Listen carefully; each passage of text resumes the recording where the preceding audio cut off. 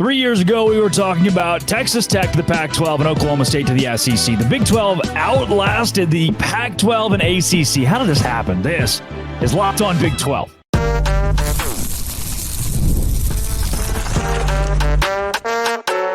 You are Locked On Big 12, your daily podcast on the Big 12 Conference. Part of the Locked On Podcast Network, your team every day.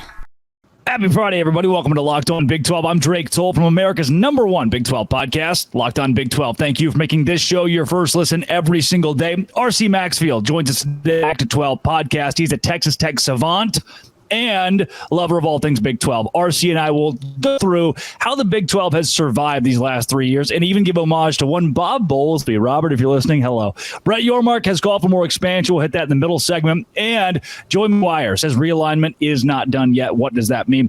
RC off the rip. 3 years ago, the common theme was Big 12 dies. Texas and Oklahoma have left. Everybody's upset at those two schools. Where is the next landing spot? What I find unbelievable is we're not talking about after the Pac-12's already gone, how the ACC has 1 foot in the grave and the Big 12 looks as strong, at least culturally, as ever. America's conference, right? That's what we're talking about right here, man. Who would have thought it? I'm sure you remember exactly where you were when that push notification or whatever it was on whatever device you were when it said Texas and Oklahoma leaving for the SEC. I know I do.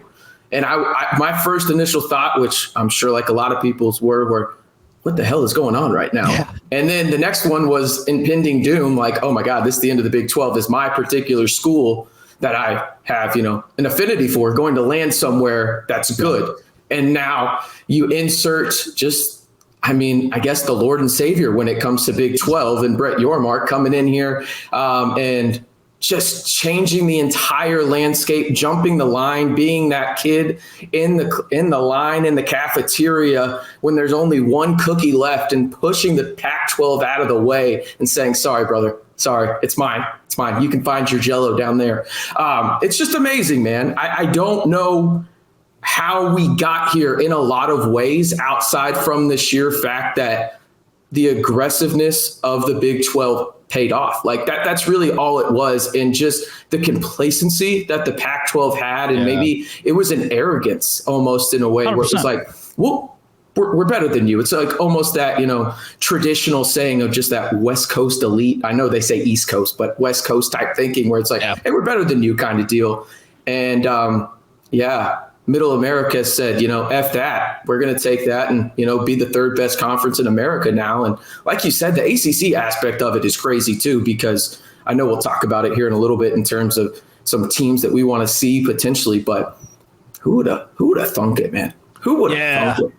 Yeah. The fact that I'm just to be here today and look, upper level management was like, hey, you haven't done a Texas segment in a while. So this week I did how Texas is going to dominate the SEC. Do I actually believe that? Of course not. But it got me thinking, and that's the reason we're doing today's show, that if you are Texas or Oklahoma who left the conference, there's a lot of turmoil there. You aren't guaranteed success in the SEC. And here in the Big 12, you look at a Texas Tech, a Kansas State, a TCU, or even the new guys like a BYU or a Utah and say, we can compete here for playoffs and thus national championships. And I'm not sure if like an Oklahoma can claim that same thing. And I don't know that Stanford and the ACC can claim that same thing.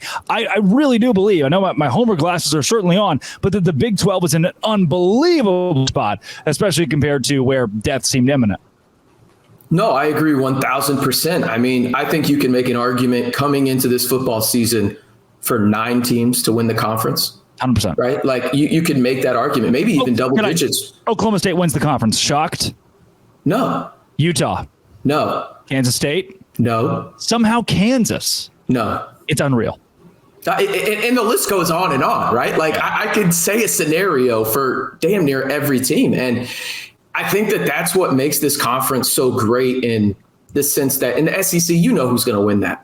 Yeah. In the Big Ten, who's going to win. You have 2 teams in both conferences. Yep. And if somebody else wins it, something went astronomically wrong, right? Shocking. But in the Big 12, you can literally look at the conference and throw the odds out the window, and it's any given Saturday. And that's the best kind of college football, in my opinion, where you have the tradition aspect of it. Yes, I know there's been some reorganization, to say it lightly, in terms of teams coming in, but the overall tradition that this conference has and the way that the fan bases are just absolutely ridiculous. I mean, Texas Tech is up there. I know it. You know it. And then obviously everybody loves to crap on Utah, and they've been in the conference for 5 minutes. So it's just so great where this conference stands. And I understand there's passion in the SEC and the Big Ten, but in terms of parity, I don't know if we've ever seen anything like this conference is going to present in college football.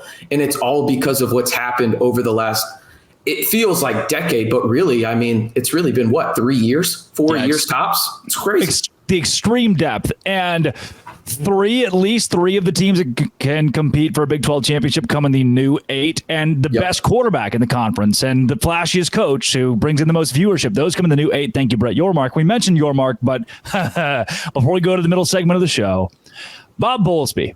You know what, Bob, who got $17 million his last year as commissioner? That's a lot of money. I just want to say thank you. Thank you, Bob Bowlsby.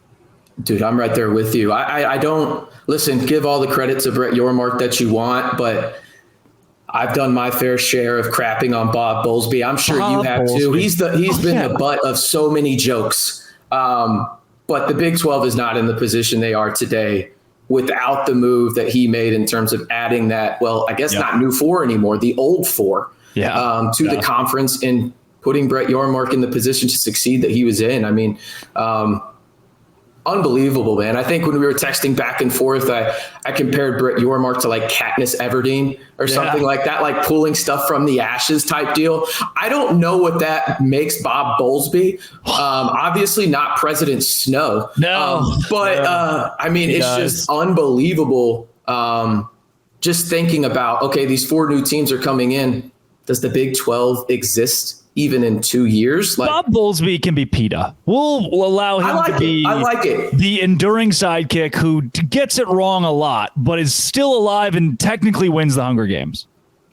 I don't know why we're doing the Hunger Game analogy. I apologize for bringing it to the table. Maybe it's because we binge watched them on Netflix. But I do love it. I love it. I think Pete is a great example there where you're right. Like, what does he bring to the table? I don't know, but he did do one thing right.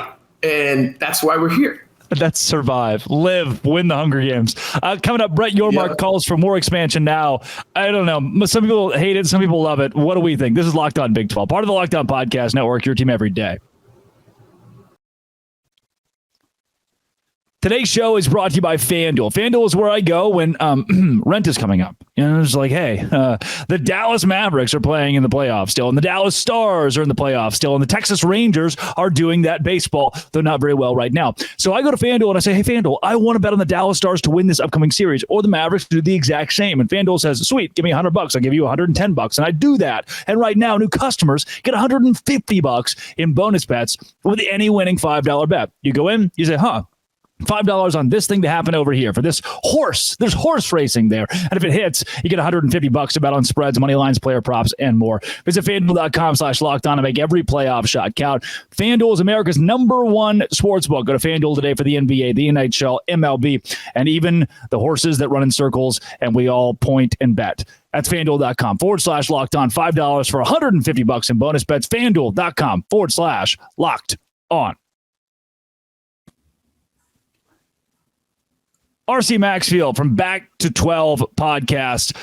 Brett Yormark calls for more expansion, and soon. He wants to, already, we haven't even done the college football playoff format with 12. He says, what about 14? And I'm sure he wouldn't be upset with 16. And then the NCAA tournament, he says, what about 70 plus teams in the NCAA tournament? My first thought, RC, question right here in the front. Maybe here. Please. Yes, sir. Thanks. Not to take the spotlight for a second, but to take the spotlight. My suggestion with the NCAA tournament is that we do almost this like regional setup. There's no way to put 363 teams in one bracket. Am I correct? I'm correct. So what you do instead is have put every team in like a 10 to 12 little like team pod thing. Call them like leagues or conferences, if you will. And then have miniature tournaments. And the winners of those miniature tournaments could then play for like a bigger tournament to make sure that we make things not just regional, but also, it's less chaotic. And there's more. It's what we already do. It is what we already do. And Brett Yormark wants more. Did you hear that in the background there for a second? It was the cashier, and the money aspect. Oh, that's all it is, man. I mean, like, I agree 1000%. Like, there's not many things in life that every college basketball fan will agree on, right? Every single one. You put 100 people in a lineup and you ask them, is the NCAA tournament perfect? Every single one will say yes. Every single one. Yeah. Why mess this up? Dollars. That's it. And I get it. You got these venture capitalists now, shout out to Michigan being bankrupt in 15 years, getting into the game. And it's like, okay, man, like, I get it. There's a lot of money here. NLI has changed a lot and it's accelerated the money grab aspect of things. But why is this a discussion? On the football side, okay, let's get to 16. Let's get it over with. I mean, shoot, we haven't even played 12 yet and they already approved 14. Yeah. Like, what are we doing? Like, it's nuts, okay? And if they add more teams to this, I mean, 68 technically, let's just call it 64. We care about the Dayton games, but they don't count against your bracket, so who cares? It's perfect, man. Why are we trying to mess something up in this world of sports that maybe there's one or two perfect things? It makes no sense to me outside of the money aspect of it. And I get it. This is big business. But also at the same time, I think this should be very low on the priority list of the NCAA after everything that's come out the past couple of days about where, I guess, athletes are about to become employees, it sounds like. So maybe just prioritize that and stay away from what you already did right, in the sense of maybe the only thing you've ever done right. Yeah, the NCAA is in the middle of a settlement that is going to cost them $2.7 billion over the next 10 years, and it's going to come out of the pockets of the schools, who will also have to pay student athletes $20 million per year. Jamie Pollard over at Iowa State said, hey, guys, we're currently building an add-on to Hilton Coliseum. I guess we have to stop that. And the NCAA was like, yeah, I guess you have to stop that. People are reallocating funds to be able to survive in the future of college football. And now commissioner, and then maybe that's why commissioners are talking about expanding the playoff, because you bring in so much more money. You now get $1 billion+ per year contract with the 12-team playoff.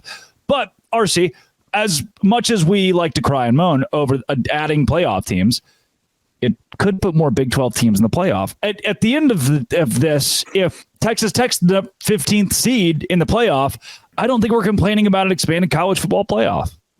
I know I'm not. That's right. Especially not in the content business, Are we young guys yell at cloud? Like, why do we hate the expanded playoff? Yeah, I think 16 is probably the number where I'm like, that's good. Sure, fine. But I understand that money changes things, and I think everybody else does too. But I'm all for the playoff getting to 16. I think it was weird that they went to 14 from the jump without even playing 12. But I get it from the overall standpoint of money, and from a Texas Tech side of it, it's one of those deals. You just talked about what's going on at Iowa State in terms of them pausing their things. Texas Tech got really lucky in the timing of their expanding its stadium. Because this was before this happened, right? So obviously they want to recoup some money in that too. So I'm sure they would be 100% on board if there's potentially more funds that trickle in. And I say trickle in, let's be honest, it's a flood in college football. But I think it's super interesting from the standpoint of Big 12, because if you look at this from the college football playoff, right? If I tell you, just give me the average, let's just say they stay at 14 teams for a decade. On average, any given year, how many Big 10 and SEC teams make it out of that 14? A good amount. I would say 10, right? Like minimum. Yeah, right? So if you're the Big 12, you want this to go to 16 because in theory, it's like, okay, it gives us another chance to get that second team in. Because realistically, they're going to put a 10-2 SEC team, or even probably a 9-3 SEC team, in over a 10-2 Big 12 team, maybe even an 11-1. I'm pushing it there, but you get my point. Just because, again, the bias towards them, and also, I mean, the conference is really, in theory, at least top to bottom, tougher. Even though we all know that parity is in the Big 12 side, like we discussed. But True. I think that that's the most interesting aspect of it from the Big 12 side. Okay, you get another chance. I think with 14, you could get 2 in, but the likelihood of it just exponentially increases if you go from 14 to 16. And if that's the case, yeah, Brett Yormark's going to be there because that means more funds. That means more jobs. That means, the presidents and ADs are all happy with what's going on. And it also, validates the stance that the Big 12 is the third best conference in America. And right now, that's something that needs to happen because you want to be, shrink that gap between the SEC and Big Ten as much as possible, albeit it's going to be very difficult. Maybe this is the way to do it. Is it fair to note that the Pirate Mike Leach has been asking for 64 teams since 2015? I mean, one of the guys who I know Tech fans especially have such a reverence for has been calling for this over the span of his last 8 years in college football. Yeah. It's funny how you can almost tie everything back to Mike Leach in college football, isn't it? Yep. Man, I don't know if 64 is the right one. But he sure thought it. Yeah, no, I mean, and he's a lot smarter than me. There's no doubt about that. His takes on candy were phenomenal. Yeah. But yeah, I think it's very interesting from the standpoint because again, it's all about money, right? Like where is the money going and who is in charge of that? And I really think you're going to see here, maybe even in the next year or two, is this divide going to happen where the Super League happens? And maybe that changes everything too, in terms of the Big 12 stance. So I think right now, get to 16, stay there, prioritize making sure that gap between the two powers that be at this point is minimized. And I think the best way to do that is have as many throws at the dartboard as possible in the college football playoff, because I'll tell you this right now, if there's a world, and there obviously is one, I don't know how many worlds there are, that a Big 12 team wins the college football playoff, we are going to be insufferable. So insufferable. We are going to get blocked so many times on Twitter. Yeah. And each and every person in the 3-letter word conference down south, and the one that is Big 10 but has literally amount of teams I can't count that high, let alone anyone else, we are going to roast them. And so give me more throws on the dartboard, man, when it comes to 16. And I think that's the line of thinking from Brett Yormark in the sense of, okay, I get more throws at the dartboard, but also, the powers that be at these respective universities that are involved in the Big 12 get funds to help allocate towards, these projects like you talked about, Iowa State, Texas Tech. I mean, they're going on each and every summer. I mean, let alone Kansas. I mean, Kansas is literally about to play at the home that Patrick Mahomes built. Had to get that in there. But yeah, I mean, I think that's really what it comes down to in the grand scheme of things. And I think another interesting part is the NFL is not helping in this because they've completely disregarded really any compassion's not the right word, but it's the only one that comes to mind in the sense of the college football viewer. So now college football is having to even compete with the NFL when that really hasn't had to happen. And so you have to think about, okay, back to, dartboard throws. That's what it comes down to. More teams in, you get more TV slots. That brings in more money. It also allows you to have more people view in theory, so on and so forth. But it's just so interesting from that standpoint. But again, please don't mess anything up, NCAA. Just don't. Like, you already own your own color of black. Did you know that? Yeah, that's a lot. I had no idea. They have their own black. Yeah, they own their own color of black in curtain fabric. Oh. Yeah, they're already insufferable, and then they do that. I mean, thanks, Jesus. Charlie Baker. Jeez. Yeah. Coming up, more realignment. Joey McGuire says it's not done on Locked On Big 12, part of the Locked On Podcast Network, your team every day. Today's show is brought to you by Game Time. Look, I'm going to see Tyler Childers in 10 days, and I haven't bought my tickets yet. So you say, Drake, how are you going to go see him? You got your flight. That flight wasn't cheap from Savannah to Norfolk, Virginia to Virginia Beach. Where's Virginia Beach? I don't even know. How do you buy your flights? How do you buy your hotel? You don't even have actual tickets to the concert. That's because Game Time exists. You download the Game Time app and get last-minute tickets at the lowest prices. Save up to 60% from buying last minute for sports, concerts, comedy, and theater. I've done it before. I've seen them twice, 2 times in concert. And every time I go to a concert, I always wait until about 30 minutes before. And I say, hey, wait a second. Zach Bryan's playing close. Yeah, I'll buy tickets at 6:30 for a 7 o'clock show. And they're like $25. Flash deals, zone deals, all in pricing. Even have a view from your seat, and the lowest price is guaranteed. With Game Time, you get 110% credit of the difference.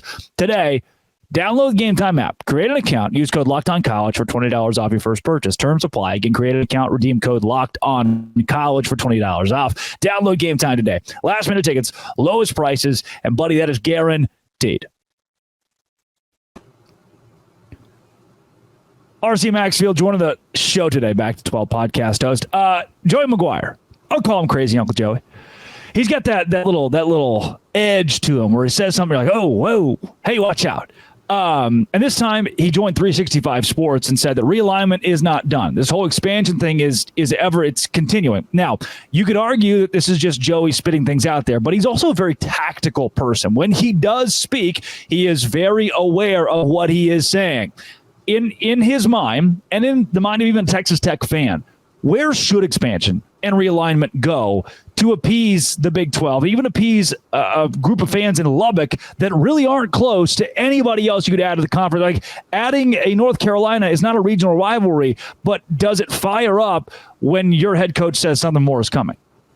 Yeah, I think from a Texas Tech standpoint, you have to keep that regionality in place, right? I think that that's the most important aspect of this. You have to stay together with the Oklahoma States of the world, the Baylors, the TCUs, right? Like, keep that core Texas, Oklahoma, obviously outside of UT and Oklahoma together, because I think that goes a long way in that regard. But I agree with Joey McGuire. I mean, it's not done. I don't know when it's going to be done, Drake. I mean, it feels like when we do get done, 2 seconds later, it's like, hey, by the way, this school is really pissed off about its media rights deal.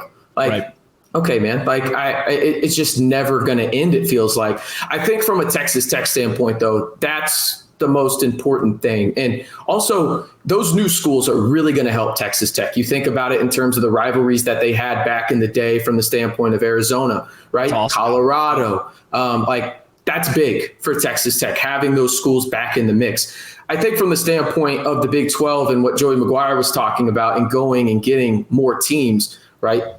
Pitt, I think they're going to be involved. The Louisville of the world. I think a pipe dream, would be somehow getting North Carolina, Miami. Who knows? But I do think that you're going to get more schools in the East. And I feel like that number, if it ever stops, is probably going to be around 20, 22 max.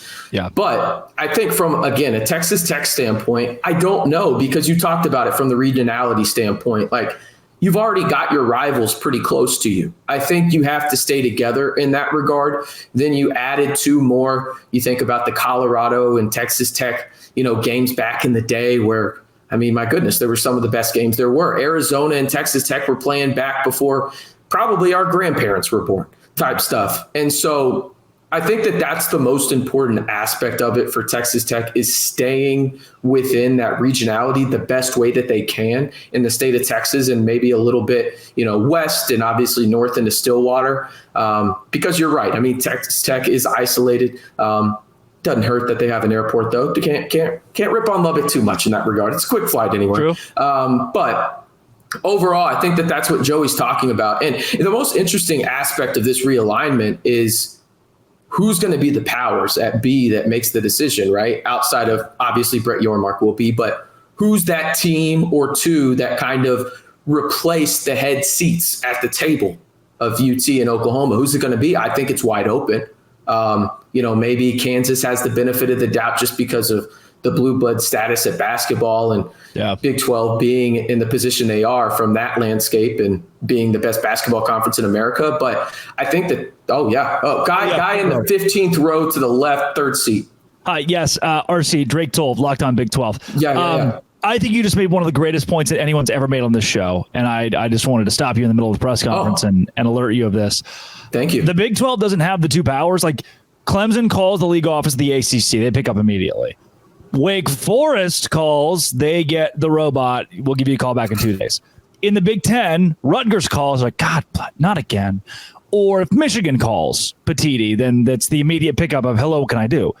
In the Big 12, is there anybody who can call Brett Yormark and get the direct line? I mean, who is helping move the puzzle pieces? I don't know if there is anybody right now. That's why I think this year is arguably one of the most pivotal for numerous schools. Like, I think Texas Tech is in the mix. I think Utah's in the mix, right? Like, those those teams that have a chance to actually, win the Big 12 or at least, go to the title game in Arlington, I think you could be looking at those teams being the 2 seats at the table, right? I understand it's reactionary in 1 year, but that's the thing about this in terms of realignment. 1 year in realignment terms is basically 7. I mean, with how much stuff goes on. And so that's why I think Kansas probably has the lead, and I use lead very loosely. It's just because of the blue blood status from basketball. And your Mark has obviously set his position on basketball. This is a basketball conference, but nobody's dumb enough to actually think football isn't king. We know what pays the bills, but I think it's going to be super fascinating to see who does, potentially become, like the analogy you used, who's the phone call, who's the one that you answer right away, or who's the one where it's like, I'm out at dinner right now, I'll get back to you in about 20, that kind of deal. And I think that there's numerous teams there, and I'm very interested to see which ones really go up and sustain that success, because again, Texas Tech is in the mix. Would it shock you if Texas Tech won the Big 12 this year in football? Shock, no. Yeah, I can't. And I know shock is, a big word to use there, but like it wouldn't even surprise me, if they did. I'm not going to predict it, but wouldn't surprise me. We already mentioned 4 schools, and I think there's a couple others too. Like, do they go to the forefront of that? And that's the most interesting aspect of realignment, in my opinion, because the Big 12 is in a position where who the talking head is. It's clearly Brett Yormark. But who is he listening to the most? That's the big thing. I think I like that guy, by the way. He's okay. I'm a Brett Yormark stan. I'm just going to go ahead and somebody said, I've mentioned this on the show probably 5 times. Somebody said 6 months ago, Brett Yormark gets it. He's the best commissioner there is because he is a college football fan first. And I thought that's the stupidest thing I've ever heard in my life. He's a businessman. The guy, he runs on dollars, on the bottom line. And that's what you freaking need in expansion of real. You don't need the guy who's like, I grew up going to the Illinois games, fighting Illini, shaking the pom-poms. No, you need a businessman. The Big 12 has it. RC, electrifying today. Folks that want to find more of your stuff, where can they go? Yeah, you can follow me on, I will refuse to call it X, Twitter, at RCMB323, and then go subscribe to the podcast over on YouTube, the Back to 12 podcast. It's predominantly Texas Tech stuff, but we like to get a little bit of a sprinkle of Big 12 stuff in there each and every day as well. So that's where you can find me. Hey, you can make your second listen of the day, the Back to 12 podcast. Coin flip. Why not? Maybe mix it up every now and then, every other day. Yeah, definitely listen to Drake, but listen to me too. Put them both maybe at the same time, 2 times speed. Split screen. Let it rock. RC, thanks so much for the show today. Again, electric stuff. Appreciate you having me on, man. This is awesome. You do a great job for the Big 12, man. Sincerely. Thanks, Dad. For those that are out there listening to the show today, thank you for making this show your first listen every single day. Come back Monday. The NCAA is on fire, and I'm not sure if there's anybody that exists that's even trying to put it out right now. That's not a good thing. We'll consider that right here on Locked On. Thanks for making it your first listen every single day again. Dose Grande.